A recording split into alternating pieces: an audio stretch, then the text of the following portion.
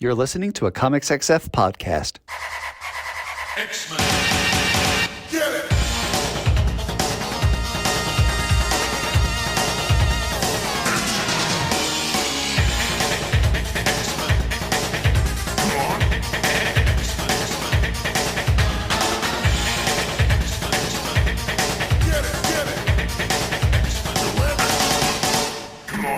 Hey everyone, and welcome to another exciting episode of Battle of the Atom. This is your weekly X-Men podcast where we rank every story from A to Z. I'm Adam. And I'm the bad boy of X-Men podcasting's skin being worn by a werewolf. I'm Zach. I thought for a hot second you were dropping the werewolf thing, and I was like, oh, no, you remembered. Again, bits continue until I forget. It's good, and it's important to remember bits because, when you live in a society, society kind of demands that occasionally you have a bit. I feel like society does demand a bit. And we are in a society, as we all know. That's why we're comic book fans, because we understand that we're in a society and we have to do society things sometimes.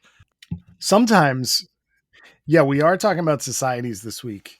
I was going to go on a tangent about Jeff Loeb writing more Age of Apocalypse stuff, and Age of Apocalypse is also a society.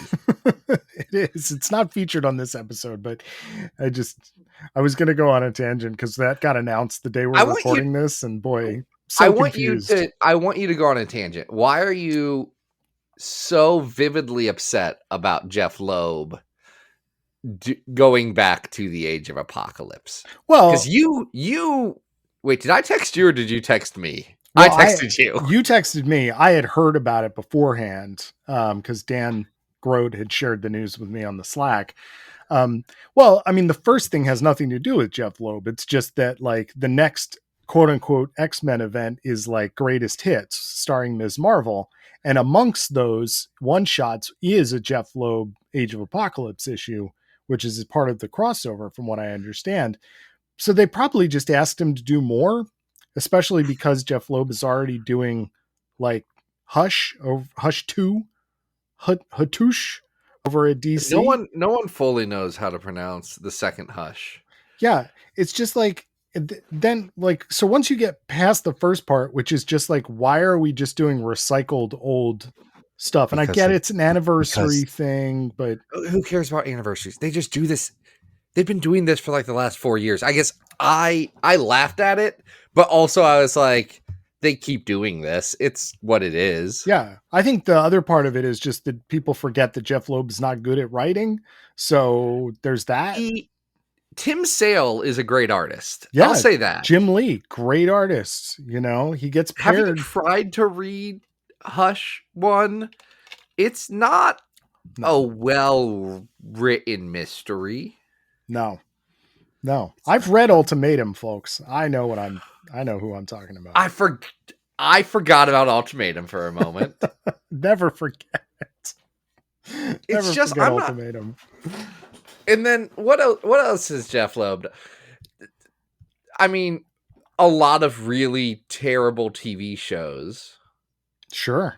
Yeah. Head of Marvel TV for a while. The really embarrassing time that he dressed up like a karate man at the Iron Fist panel. I think he did some other stuff there. Paired with some accounts from the writer's room that suggested that he did not think that audiences would appreciate stories about Asian American characters. So that also lends some odd credence to why. All right, I'm done with my rant. Remember the context of that specifically? I remember something about it, but folks, the last few years have been so much. I can't retain it all. I have too many X-Men stories up here and not enough current events. I'm just saying, if we lived in a proper society, we could get a better comic book, I think, than whatever that will be. That Age of Apocalypse comic. Okay, but here's the beauty, Adam, and I just want to tell you this about society specifically. Yeah, there are better comic books. Are the day that book comes out. I don't care how good it is. Mm-hmm. I bet you $10 that there will be a better comic book out. Yeah. Oh, I guarantee. There are always there continue to be such good comics that keep coming out. It's true. They're just not always X-Men comics, so we don't usually talk about them on this show. That part's sad. I would say I haven't read a comic in a while, but I did read Chainsaw Man yesterday. Chainsaw Man's great. Hey, Adam, you know that part in Immortal Hulk where they put the Hulk in jars? Uh-huh. They do that to Chainsaw Man, Oh, poor Chainsaw Man. but it's cardboard boxes. Poof. He gets better. It's Hard to fine. be Chainsaw Man. They pull the ripcord in his heart, Yeah. where Pochita, his little devil dog, is. Yeah. And that turns him into Chainsaw Man again. My The daughter, Church of Chainsaw Man came to get him out. my daughter keeps contending every time I mention Chainsaw Man that I'm making him up. And we saw we were in New York recently, and we went into The Big Apple? we went into this store that specialized in like anime action figures or something like that, and they had a Chainsaw Man. I was like, look, that's Chainsaw Man. She's like, yeah, but you don't know. She's like, not saying that I'm making him up. She just knows that I don't actually know anything about Chainsaw Man, but I keep So going. she's calling you out. Yeah, she's calling me out. You should go tell her, hey, they put Chainsaw Man in boxes, and that's the most recent Tokoban. So sorry that I, Adam, don't have the Shohan Jump app, but I'm caught up with my local library. Oh my God. Spoilers for Chainsaw Man. Spoilers folks. for Chainsaw Man, who does not appear in any of the comics about mutant society. I like some of the comics that we're going to talk about this week. Mhm. All of them would be improved if there was a Chainsaw Man in it. I think that goes without saying for most comics. Zach, That's what Chainsaw Man gets right, is that most comics would be better with Chainsaw Man. and it has the decency to have a Chainsaw Man. Zach, Not as not as often, right? as you would think. Yeah, I've heard he doesn't appear in some volumes. There was a wild choice after the first major story arc to pivot to a completely different character. Amazing. And I appreciate that someone said, I would like to do this story now, and eventually got back to Denji. But if you aren't expecting it, it is a bit jarring. See, that's artistic intent right there. It is artistic intent. Now, do you know who else has artistic intent? I assume I think we're both trying to segue to our Patreon patron. we are. Our Patreon supporter this week is Quinn Buckley. If you want to be like Quinn, you can go on over to patreon.com/Battle of the Atom. Reach deep down into your hearts and pocketbooks and toss a couple of coins into our coffers. Yeah, at the $5 a month level, what do we get? You get a whole episode based around one of your suggestions. Think of it like Iron Chef. You get to be, you get to be the guy who says Ayako cuisine after he pulls open the thing that's hiding what the secret ingredient is. Normally it's a blanket of some sort. Why am I forgetting the host of Iron Chef's name? That's honestly upsetting me. I mean, Zach, in your defense, that show was on 20 years ago. So if you did forget, it's okay. I do not remember the host of Iron Chef. But he had it was Chairman Kaga. That's right. Yeah. Tashiki Kaga. Mm-hmm. Ayako cuisine.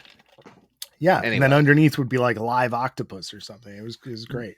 What a great show. That's such an easy main ingredient, though. There are so many octopus-based dishes from so many different cultures. But that was especially for Japanese-focused Iron Chef. Yeah, but that was fun. They'd lift it up and they'd be like, beans! And you'd be like, okay, it's beans night. It's mung bean battle. All right. What battles are we dealing with this week, Zach? We are going to start with a more recent title. A more recent, though upsettingly 3-year-old comic at this point. Yes. This is from 2022, and this is Kieran Gillen and Lucas Wernick's Immortal X-Men 1-4.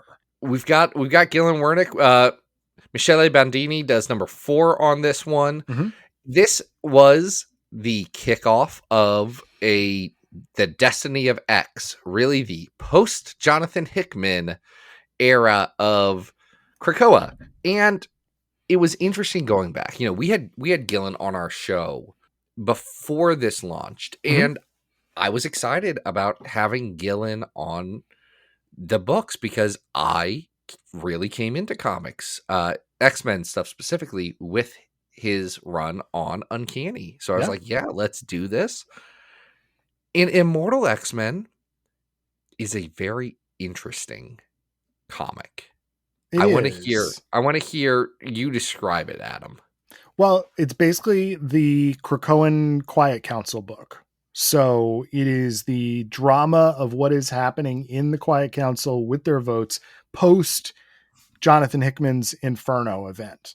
So the big reveal of, the machinations of Moira have been revealed. Charles and Eric have both been outed as sort of not being honest with everybody. And most importantly, Destiny, Mystique has tricked Sinister and Hope into resurrecting Destiny.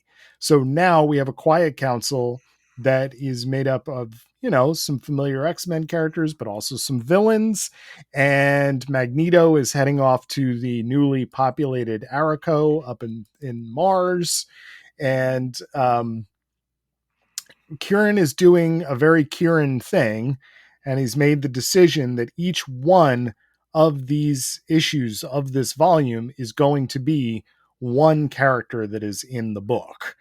So we get As the narrator of the book. We're going to get a Sinister issue here. We're going to get a Destiny issue. We're going to get a Hope issue. And then the fourth is kind of tied into Hellfire Gala 2022. It's an Emma Frost issue. So across these 4 issues, how do you feel that narrative conceit works?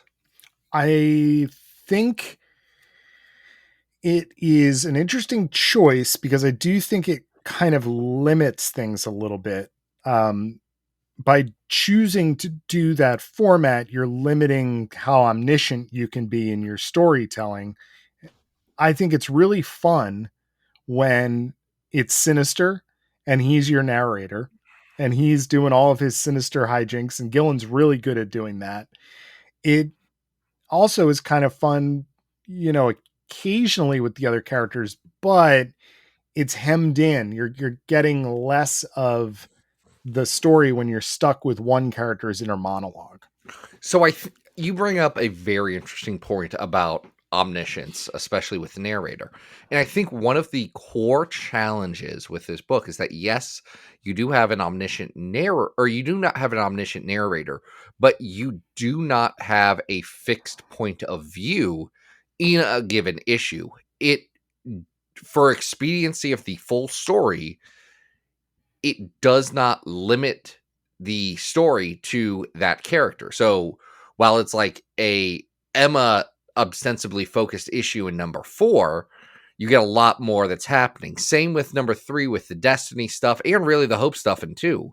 It does feel like the first issue is kind of the only one that super commits to the bit. And even then, there's a whole section where Sinister is pretty much in the background. Yes. Like watching the rest of this go down. Mm-hmm. And the formalist in me and the formalist that's in Gillen, I struggle with that because we'll get into like what actually happens in these issues in a minute, but this is my core internal struggle with Gillen's return to X-Men as a whole, and a lot of the stuff pretty much from 22 to 24. It has a lot of promise and it's doing some really interesting things, but each and every bit of it feels somewhat like it could be more. Like it feels like it's more or less almost there and not crossing the threshold for me. Because I don't want anyone to come away with me thinking that I do not get that this is a competently made, well-crafted comic. There is a lot of interesting stuff here. But as I read it, it pulls me back. I'm like, it's almost there for me. It's almost there for me. See, I enjoyed these very much.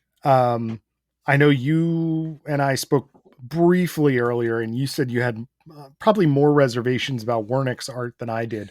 That's just honestly stylistically for me. I don't think that Wernick has an edge to his stuff. I think it's very, very detailed, beautiful fashion, all this stuff, but it is so clean and well produced to me that it feels a little inhuman. Like, okay, it's just it doesn't give me. I I'm a big fan of art that is just like a little off. It has a little more character than I think you get from Wernick.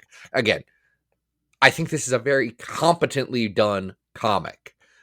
It's not one that I would love. I'm going to say something. It's like any Al Ewing comic before Immortal Hulk came out, where I really liked it and I didn't love it. Interesting.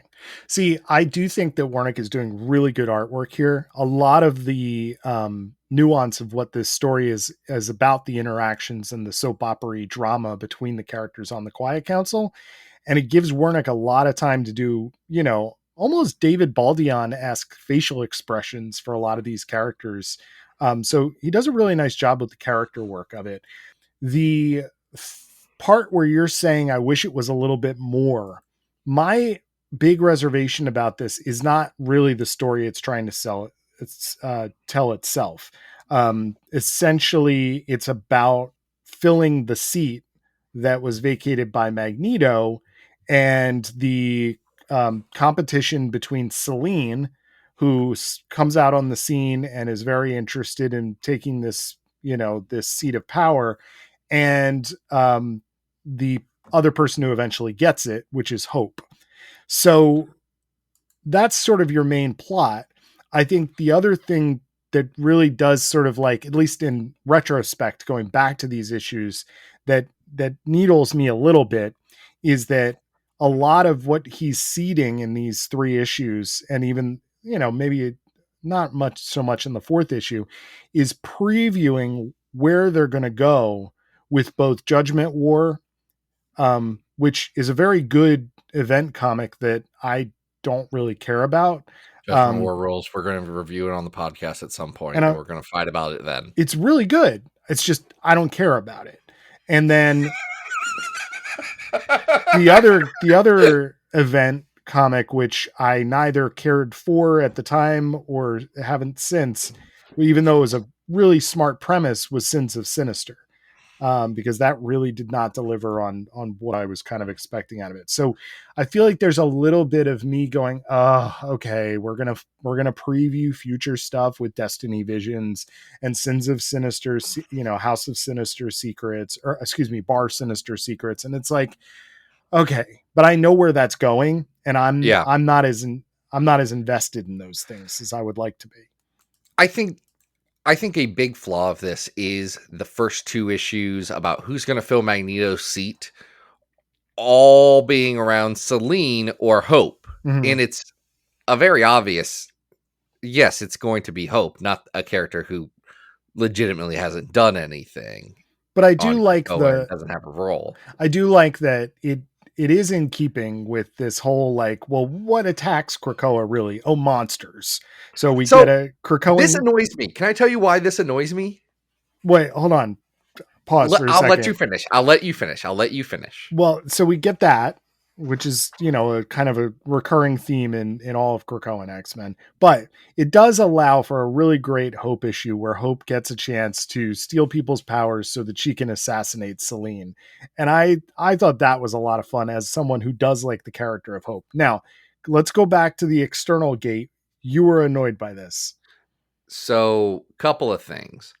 One, I think the big external bone monster thing that they fight sucks. Like, it's not visually interesting, and I don't like it. I don't like Sinister steroiding himself up to fight it. It looks dumb too.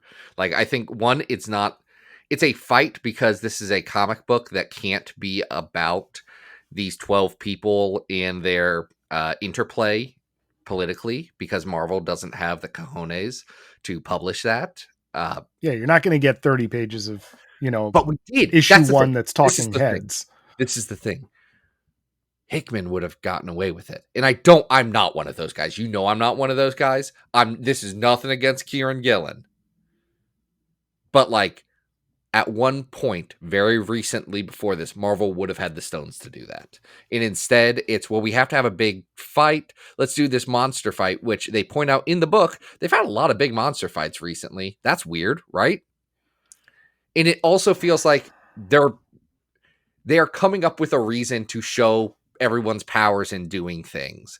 And we don't need that. None of us need that.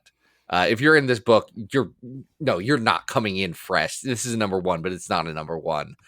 So you waste so much time on this fight.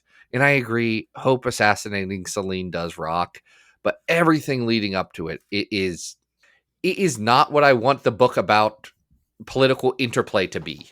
I do think there's enough here though that I had a really enjoyable time reading this. I agree. It has enough distractions from the political stuff to make it a little bit of a lesser read, but honestly, like going back to this era was really delightful for me. I love a lot of the weird sinister stuff, like his Cyclops Chihuahua hairless cat, I his co-opting of Moira's clones so that he could press the the reset button on the timeline. Like, this is fun. Kieran Gillen getting Sinister and playing with him in a really fun way. So I like. it's I'm still burnt out from how much Sinister though. Like, I think we can all agree that 4 Sinisters was too many, and making every story about Sinister for like a year and a half was too much. The problem with that was not that there were 4 Sinisters. The problem was that one of those was written by Simon Spurrier. Listen, Annoying Heart Sinister was annoying when written by anybody. I did not enjoy that character. Dr. Stasis was more interesting before he was Sinister, honestly. Okay. And then Orbis Solaris is fine, but is barely a Sinister. Yeah. Well, Zach, I think we are a little bit divided on this, but probably not as divided as you might think. We should I think when we try to rank this, it will be better. Because I just want to say one thing before we rank. One thing. I know you should not judge you should judge the book by what the book is in front of you, not the book that you wish you had. That is something that you should. If you are ever writing any piece of criticism and you talk about what you wished this book was instead of what it is, I will be mad at you. Like, because that's not judging a book. That is judging what you want something to be, not the actual thing that you got. Those are two different things. Mm-hmm. But I really did want this book to be like they lay out like 3-ish big political problems in this. They have okay, so Moira's bad, right? Like, what do we do about that? Mm-hmm. They have, who do we replace Magneto with? And they have, hey, it's kind of getting out that immortality is something that we have. It's weird that we're hoarding that resource, right? Like, is that a bad thing? Those are interesting stories. And I feel like we do not get enough into the political meat of all this stuff. And I feel like there's a better comic inside of this one. And that bothers me. Okay. I think we should try and rank this on our big old list, Zach, where we have, good God, 1,035 stories. Too many X-Men comics there, folks. Good Lord. That's too many. Adam's right. We've been ranking them all from best to worst. The best being the House of X Powers of 10. The 250th best being Web of Spider-Man Annual 2. Wake Me, I Gotta Be Dreamin'. Number 500 is Astonishing X-Men 48 to 56. What's that one? I think with the Brood. I don't remember. It's fine. Who knows? Wait, 48 to 56. No, that's the start of the Marjorie Liu run. I think. Maybe. Who knows? We could look it up. It's our list. Doesn't matter. 750 is X-Factor She-Hulk Secret Invasion, a bad comic. Deadpool versus X-Force is at 1,000. That's the 1,000th worst. And the worst X-Men comic of all time is 2099, The World of Tomorrow. So, Zach, at 206, we have Kieran Gillen's Sword miniseries. Is this better or worse? It's not as good as Sword. Sword has worse art. And I was down on Wernick's art. Wernick's art's fine. Sword has worse art than this. I would say this is definitely better than at 300, the Bishop miniseries. Yeah, like this is not a bad comic. And I actually think there are some issues of Gillen's Immortal that live up to my expectations. Oh, yeah. Like there's some really solid ones in there, but these 4 leave it on a rough start. It's like as a opening to a series, it's not as good as Wolverine and the X-Men Volume 1, which is a definitive mission statement that I think works a lot better than this. Where's Wolverine and That's at X-Men? 259. Okay. I wouldn't put it too much lower than that, though, honestly. This is better than the Cross-Time Capers from X-Men Blue. Oh, absolutely. Let's see. I would say it's better than Magic Volume 2 at 260. I'm going to put it there. But I'm going You to don't say think it's that high? I don't know. Magic Volume 2 is pretty good. It's fun and it's weird, but like, this is fine. a much better written comic with better art. I will accept it and not fight it. But yeah, we will put Immortal X-Men Volume 1 at 260 on this list. All right. It's just that he was doing better in Eternals on a very similar concept. Sure. All right. So let's get to a comic book that I really did not like. This is another Mutant Society from the year of 2004. We've talked about this book on this show before. I remember not liking it then. I still don't like it now. It's District X. District X is Bishop is a cop in the mutant like neighborhood of New York City and Manhattan. It's written by David Hine. Mutant Town. Written by David Hine. Pencils by Lon Medina. Mm-hmm. This is the second story. It is pretty much about the fact that there is a Morlock culture, but not the Morlocks living in Mutant Town. And maybe they're going to do some terrorism. Maybe they need support. Maybe there is, for some unknown reason, a murderous one of them that just lives in the dark. So we should start with what works, right? There is a really good horror aspect to this arc because there is a mutant child that was abandoned into the sewers, I guess, named Worm, aka Winston Hobbs, who has basically been feasting on human flesh and living this creepy little underground life. And he's decided that now is the time that he is going to take his revenge upon, caseworkers, parents, anybody else that let him go. That part of the story, along with Bishop kind of interacting with folks in this part of the city and saying, how do we navigate the fact that, like, we really don't want children living in sewers? Like, that part of it's fine. I think that this comic has the ambition. It has the reach to try and do something bold and interesting and ask the hard questions. Yes. Now, Adam. Hi. Can you guess where my hang up is on this book? And it's a surprise. It's not Bishop being a cop.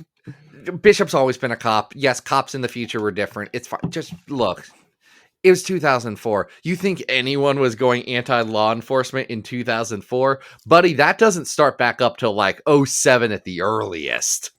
I mean, there's always been people against law enforcement. Yeah, but Adam, you know that everyone was giving them a slide after 9/11. Well, everyone was giving first responders a pass for like 5 years. Let me tell you who I don't want to give a slide to, and that is Izzy Ismail Ortega. A very bad cop. Very bad in quality and in the things that he does. This is just a flat out bad human being. And it really feels like David Hine wants to get into that prestige TV. He wants to do the Shield. He wants to do the Shield. Yes. It's the Shield. It's Michael Chiklis' The Shield on FX. That's exactly what he is. He is a bad dude cop. But there is no reason to like him at all. He is abusive to his wife. He is cheating on his wife with a mutant who shapeshifts to look like his wife. He is abusing drugs. He is endangering his children. In the first arc, he left a loaded weapon out where they could get it, and one of them ended up in the hospital. Yes. Almost died. Yes. So he's verbally abusive to his children, Yes. and he's also a terrible cop. There's He's no redeeming qualities for this character whatsoever, and yet he is the protagonist of the book. Why and would I wanna read I this? am not against having a bad protagonist, like a protagonist who is a bad person. That can be incredibly interesting. I love it. Most of my favorite things have a bad protagonist because it allows you to examine and drill into that very interesting character and persona. And unfortunately, David Hine half-asses it. Does not he does not go deep enough into what does it mean that, like, what does it mean about the system that this dude, who David Hine knows is garbage, is allowed to be a cop, allowed to take care of the mutant area, and that Bishop is complicit and okay with it and supporting this cop. Well, this is also Like, where the that's story not the is. story we get, and that's really hard to see in this comic because it's like you're almost there to saying something about this, but the comic ends up not saying enough. Well, the problem is that Bishop is a hero and Yeah. knows pretty much what's going on with this guy and gives him a pass repeatedly and is basically like, you good? Let's go be cops. And it's like, oh my God, like, this is not It's 2004. Their idea for Bishop was Bishop is a cop, right? Well, let's make Bishop a cop. Yeah. And then no one examines that further. And yeah, I get it. Bishop is a pain in the butt continuity wise, but also like he is a different character in this. Like he doesn't need to be Bishop. No, this really could be many different characters. I mean, apparently, occasionally he will zap people with energy blasts, but He also has gun, so he could just use gun if he needed to do that. Exactly. In the story, like to solve the story function of that. Right. So inevitably, like you said, we're watching Chiklis's, Shield. We're like, I get the impression that Hine wants to do something like tough and gritty, like The Wire, or But Hine's a 2000 AD guy. Like he should be able to thread that needle of no one who's writing 2000 AD thinks Judge Dredd is the good guy. No, but Hine knows. So it's weird that he doesn't get or commit to going all the way with this comic, It's just tough. I mean, like, obviously there is this huge prestige TV thing that formed the anti-hero, right? With your Tony Sopranos, your Walter Whites, whatever it is. But you generally had redeeming qualities to those characters, which balanced out the evil that they did, so that when they did evil things, you were fascinated by the decision making of getting invested in a character, a thing that good writing does. I am not interested in this character. I want this character to not exist, and I don't want to ever see him again. So all of the good things about this, like the community, housing the homeless, the abandoned youth, whatever it is that's interesting about this, is just going to fall behind because I just, it's tough getting through this story. I'll tell you, it's tough.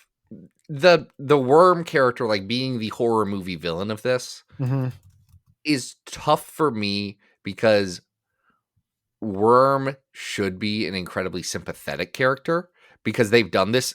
Louise Simonson did this story. Grant Morrison did this story. And their characters, their version of this was a sympathetic character. Right.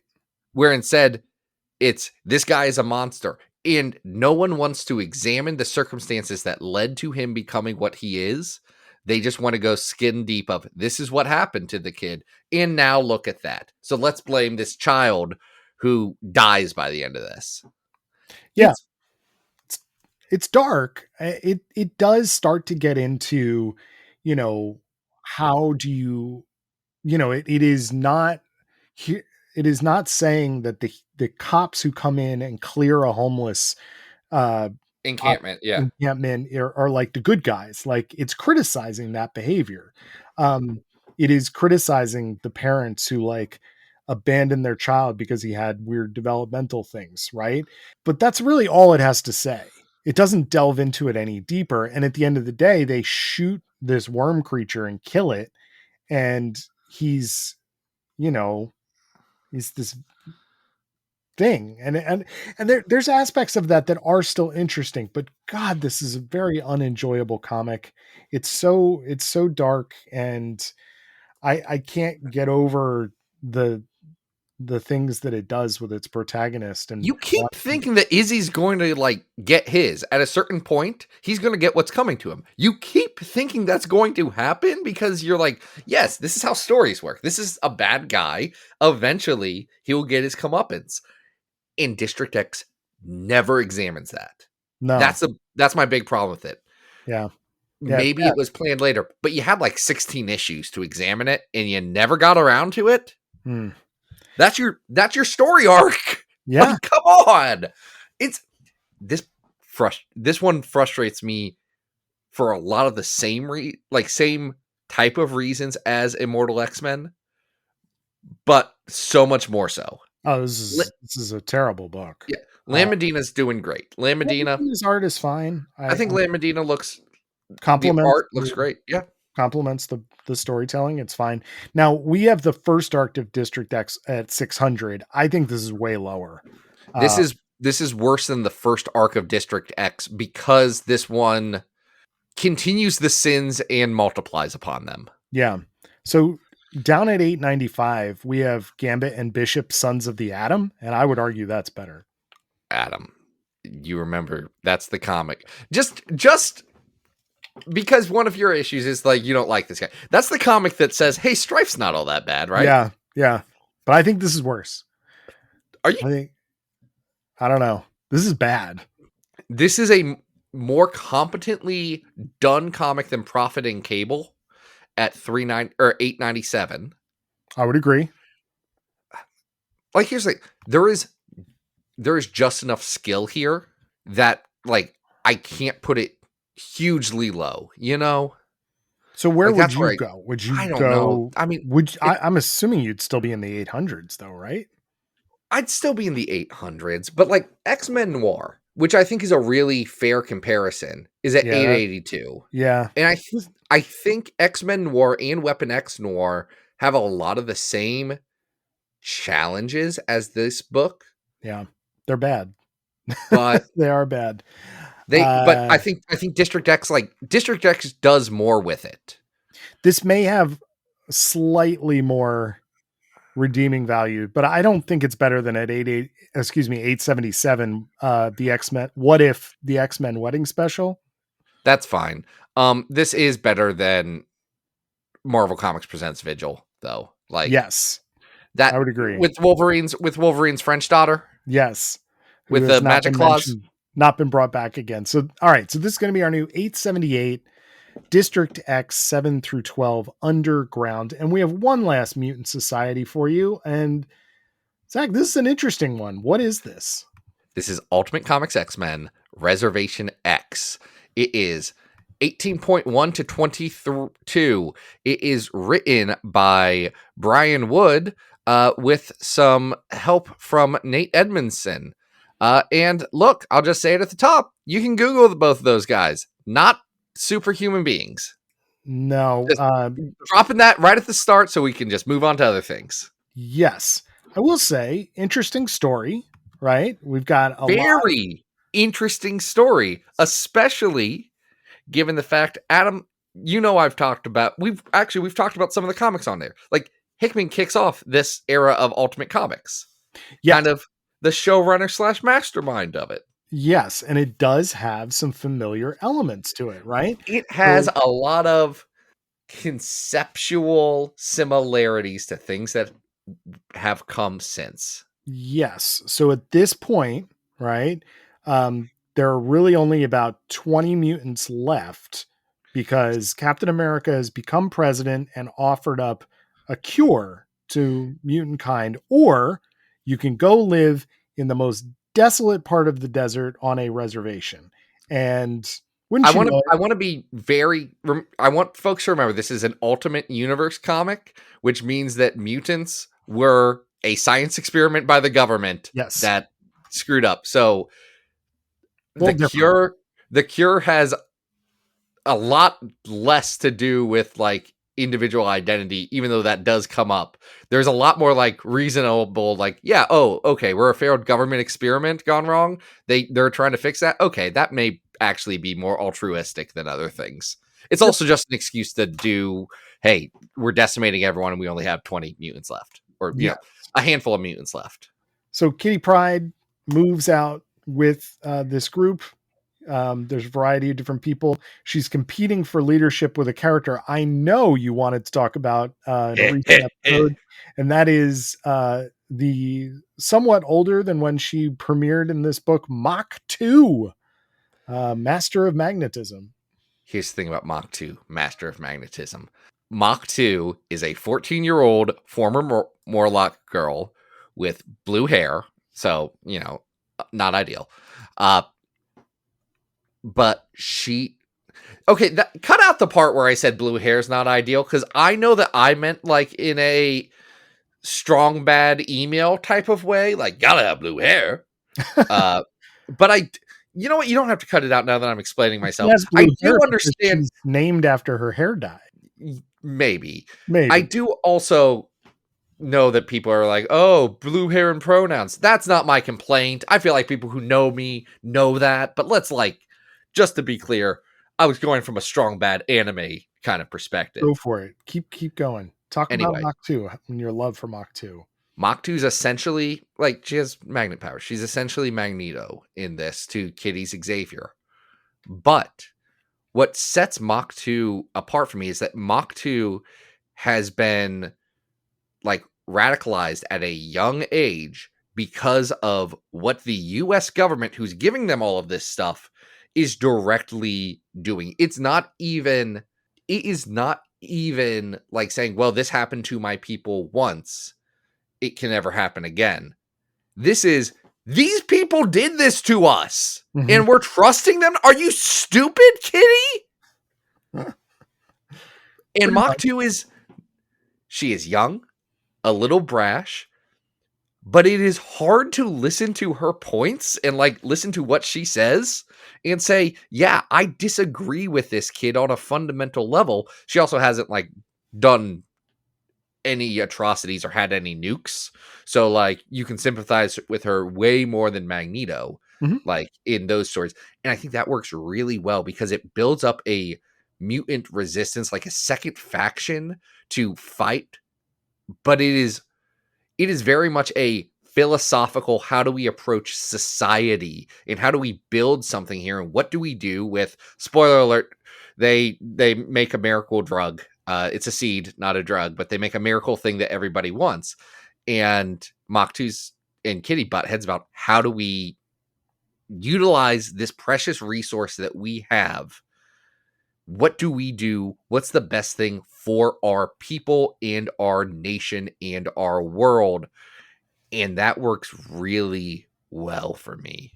Like, yes. Mach 2 makes this. So you do have a mutant circuit here between several characters, Zero, Storm, and the guy Zero from, just to be clear, Zero from Generation Hope.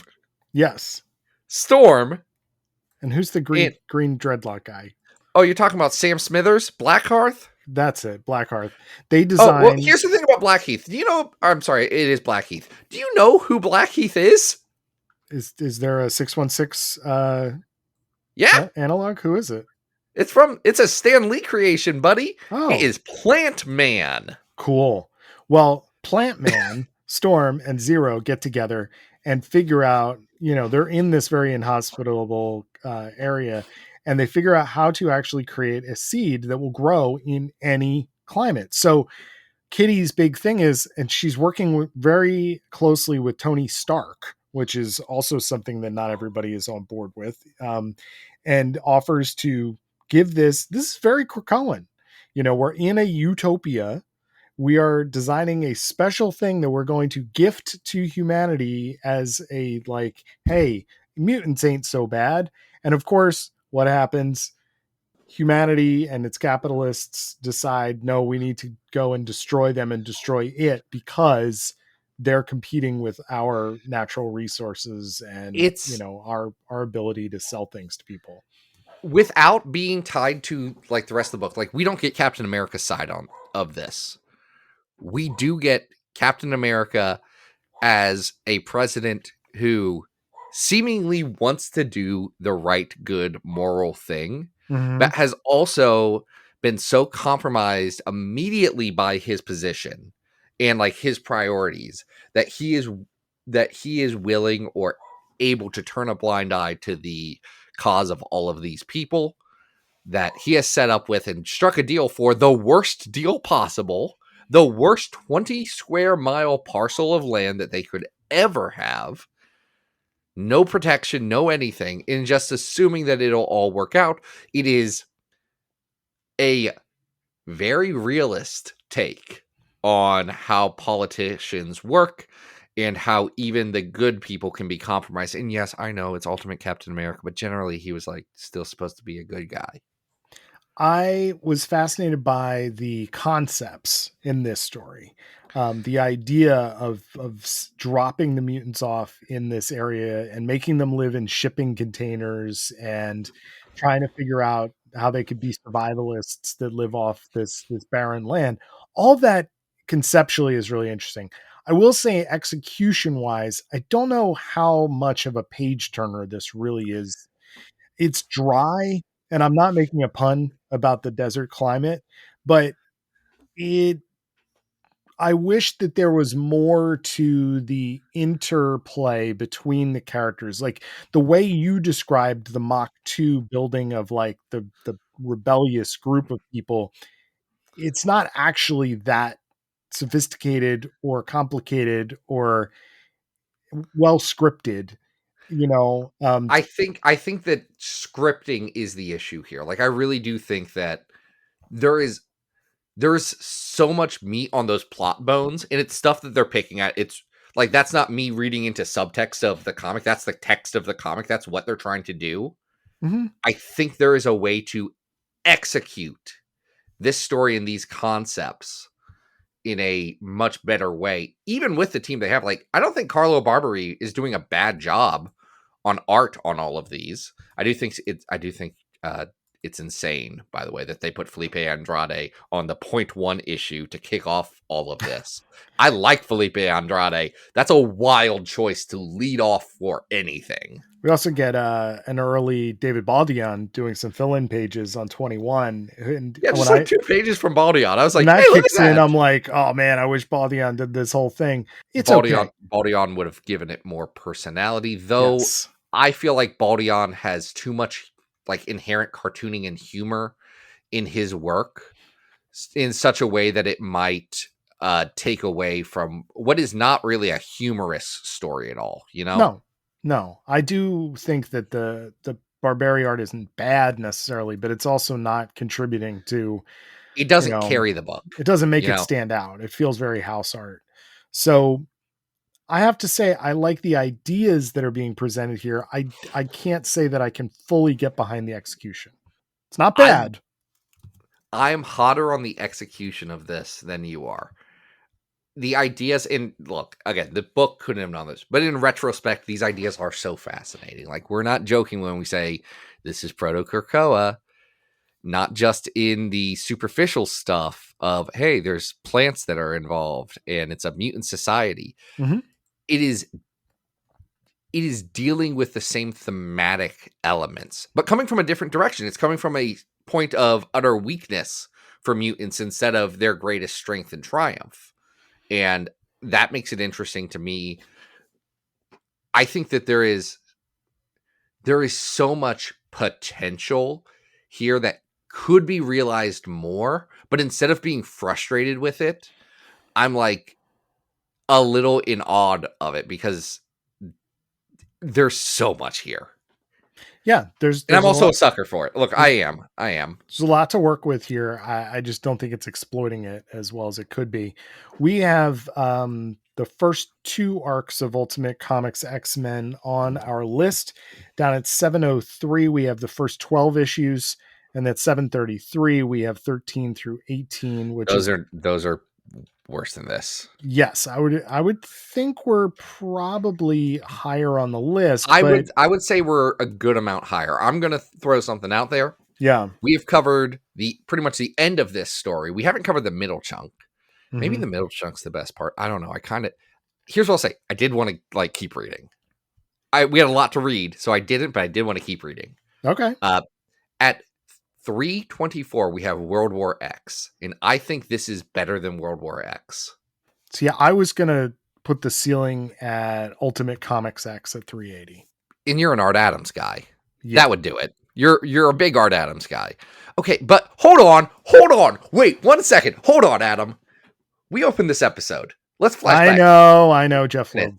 Let's flash back 50 minutes. This is art better on Ultimate Comics X, story worse. And I think that's like because Ultimate Comics X doesn't have a lot to it.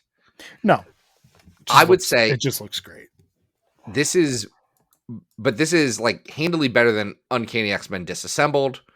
I would put it above Ultimate Comics X, but I would put it below X-Men Ghost Rider Brood Trouble and the Big Easy at 377, which is kind of like the exact opposite of this comic where it's thematically the dumbest thing in the world, and I love it. Yeah. Okay. So where would that put it? At 378, above Ultimate Comics X, above Deadpool versus Old Man Logan, above Generations, Phoenix and Jean Grey, and below Brood Trouble in the Big Easy. I think that's a very noble spot for a really interesting story that I think serves as a template for a lot of stuff that comes after it. I know. Okay, and here's my crack theory. I'm just going to throw this out here because I'm an insane person. And we know Hickman was trying to like do Krakoa forever. Like he has said that was like it was a pitch that he had for a while and he wanted to crack it. I gotta feel like this was him, like when they were pitching everything or like throwing the stories together in the writer's room, because Hickman's way off the books by this time, and so is Nick Spencer, who started Ultimate X-Men. But I'm curious how much of it came from like the writers coming together in a retreat and like him peppering in ideas that he had that would later get germinated in Krakoa. Like, I'm not saying this is not Brian Wood's comic. Brian Wood had less equity than Hickman at Marvel at the time, but was still like a pretty well-established writer there, and continues to have great success in like independent stuff with like DMZ and all that. But I gotta imagine that Papa Hicks was like sprinkling in a few nuggets of, let's throw some of this magic in there. Let's try these concepts. And that's interesting to me. It really is interesting. Well, those were our mutant societies for the week, folks. We did it. We're done. No more societies. We are not, and I promise you, not going to talk about any more mutant societies for the rest of the next week. Definitely not happening. Definitely couldn't have made this a double header episode. Yeah. We'll get into that in a second. But luckily, Quinn Buckley was here to bring us to society. Patreon.com/Battle of the Atom if you want to be like Quinn. $5, $5. I like this song. Folks, you can always follow on social, Adam Reck on Instagram and Blue Sky. And Zach, you said we get a week's reprieve until some more mutant societies. That's a lie. That's a lie. That was a bit. That was a joke, Adam. Society needs bits, and I was doing a bit where I'm a liar. What are we doing next bad week? Boy. We're doing, we put Mars, and then that was wrong. And then we put mutant space societies, and that also was wrong. So it is kind of just more mutant societies, heavily focused with a more sci-fi bent. But until then, folks, this has been Battle of the Atom. We hope you survive the experience. Get it!